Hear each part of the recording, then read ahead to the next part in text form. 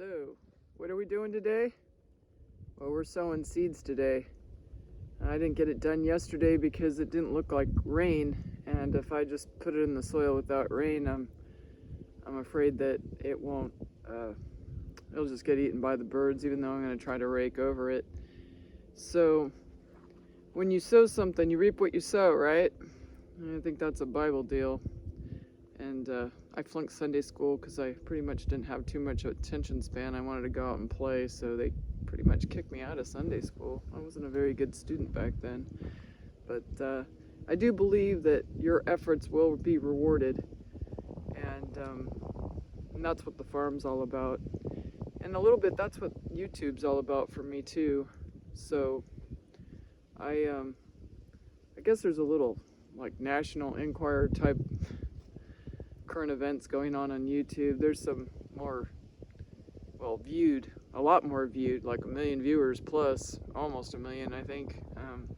Some homesteaders that are really doing it the hard way, or have been. They've been very successful, and their YouTube channel's been really successful too. So all the YouTubers that have known them, that where they've kind of given a hand or not a hand, I'm not really sure what, because I don't know the whole history behind it, because I only have double-digit viewers. But for those viewers that I have, thank you so much. I really appreciate it, or subscribers, I should say. But I'm sorry, it's so cold and windy out here. My nose is gonna run. But getting back to the story, I guess one homesteader, mentioned that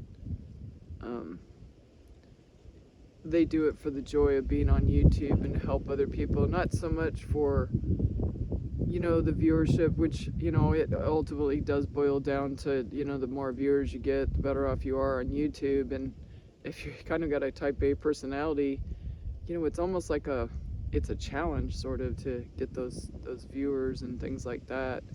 But to me, it's more than that. It's like the creative side of farming.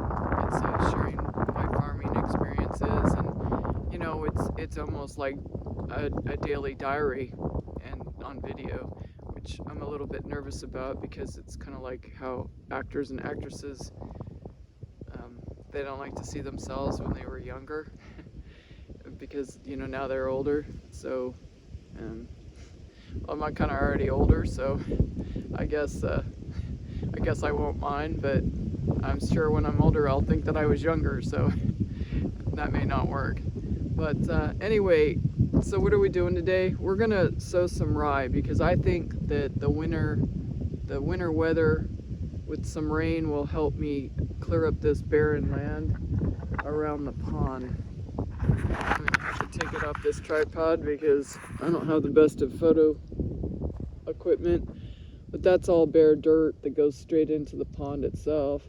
And I'm pretty happy with how the pond turned out. It filled back in a little bit quicker than I expected, in fact. But now that the cows aren't here, I had 44 cows, and every cow drinks about 5 gallons a day.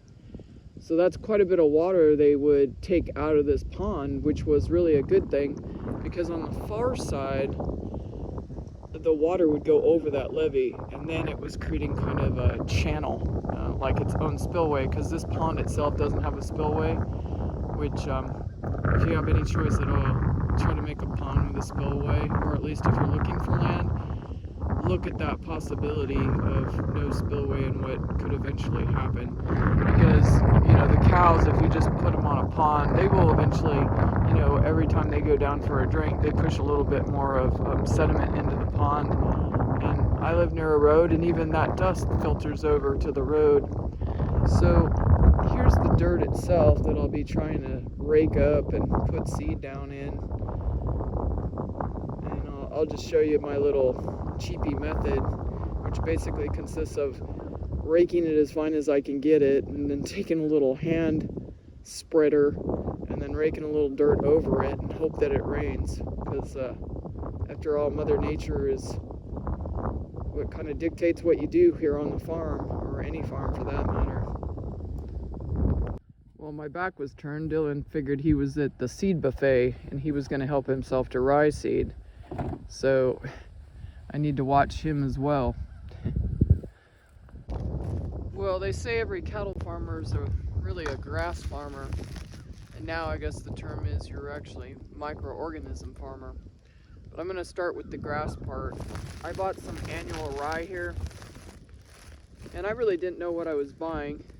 There's perennial and annual rye. But with perennial, it might compete with my Bermuda grass. And this pasture, my lower 26, is primarily a Bermuda pasture, which is kind of really good for horses. They really like it. So so I don't want to outcompete that. And this is pretty much erosion control until the Bermuda will creep in.